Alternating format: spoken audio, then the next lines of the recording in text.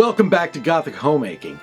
Gothic lairs are no strangers to creepy dolls, like these Living Dead dolls by Mezco. I animated some of these for a Fangoria commercial in the early 2000s.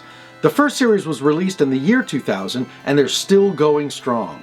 I've certainly seen many people decorate creepy abodes with dolls like these, but today I'm going to take you to a place in Mexico where one troubled man took decorating with creepy dolls to an extreme. That hallowed place is called La Isla De Las Muñecas, or the Island of the Dolls. Take a look. My journey began at the Embarcadero Cuemanco in Xochimilco, Mexico. About a 45-minute cab ride outside of the center of Mexico City. There I hired one of these boats called a trajinera. My guide, Antonio Hernandez, would take me down the canal for about an hour and a half, going directly to the Island of the Dolls.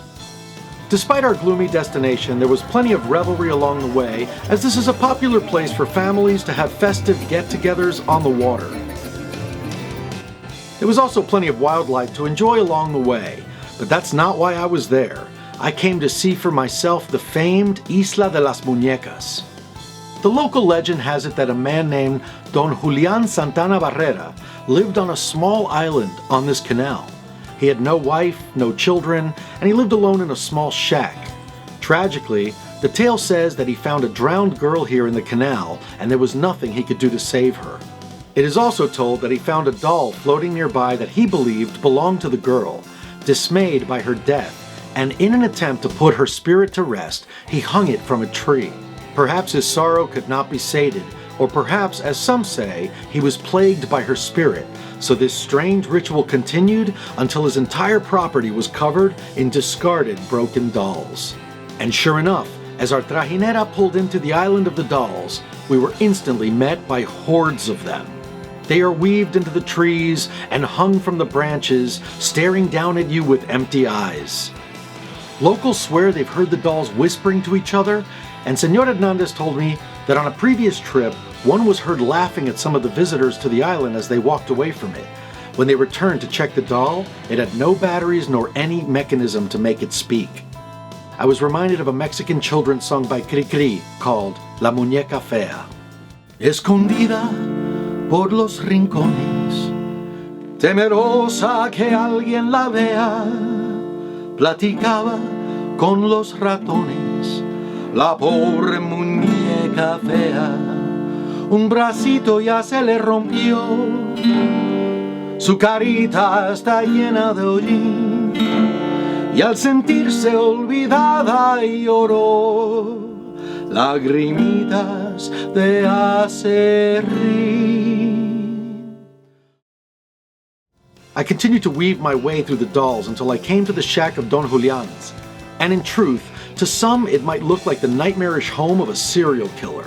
Dolls looked down from the roof like angry cherubs, and like a sentinel, this one seemed to warn me to turn away, and the girl on the door seemed to agree it might be best. So, naturally, I went in. Inside of this humble shack, there was a dirt floor and even more dolls. I wasn't quite sure what caused this strange indentation in the ground.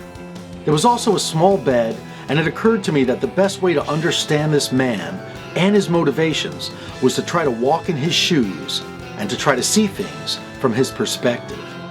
And so, I laid my head where he laid his, and I did my best to see this world of dolls through his eyes. And what I saw, well, it might surprise you. I didn't find horror there. I didn't see ghost stories. I felt only sorrow and loneliness, and as I looked around, I saw some semblance of companionship in the eyes of those dolls.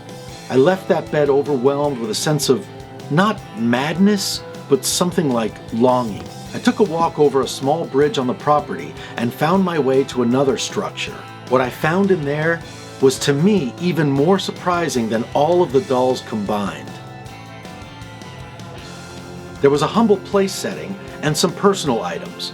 It was only now that I truly felt I was trespassing, and I had to keep reminding myself that this place is abandoned. But what really struck me were these photographs.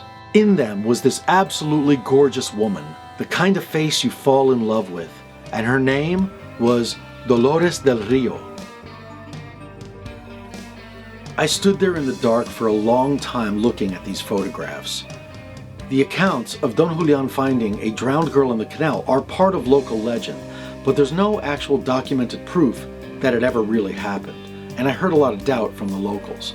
What I did hear time and time again from the locals was that he was madly in love with a woman, but that he was so poor that he felt too inadequate to speak his love to her because he could not provide her with a proper home.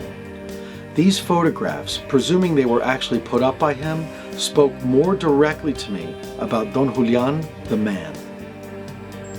Dolores del Rio shot a film on this very island in 1943, and whether she was the object of Don Julian's affection or whether he was in love with a local farm girl, either way he felt completely powerless to find a loving soul with whom to lay with at night. And as I stood there looking at the photographs, I pictured him in the blackness of Xochimilcan night, pining for a love he would never have. And I was overcome with a sense of crushing sadness and unbearable loneliness. Moments later, I felt like young Jimmy and H.R. Pufnstuf as a colorful boat awaited to take me away from this island of misfit toys. As our boat pulled away from La Isla De Las Muñecas, we waved goodbye to a frightening landscape of hanging dolls. On the way back, Senor Hernandez regaled me with more accounts of the dolls coming to life and being possessed by the spirit of the drowned girl, and now, as he's passed away as well, the spirit of Don Julian himself. But what I left with instead was an overwhelming sense of sorrow for a man who had nothing, who longed for the love of a woman he could never meet, and who surrounded himself with an army of dolls to ease his loneliness. And in doing so, this penniless man who felt completely powerless has created a place that people from all over the world travel to see with their own eyes, and that makes him immortal. Some might think it odd or even mentally unwell for a grown man driven by unrequited love or by trauma or by some unspoken sadness to be motivated to transform his tiny, humble abode into what some might consider to be a macabre house of horrors. But really, who am I to judge?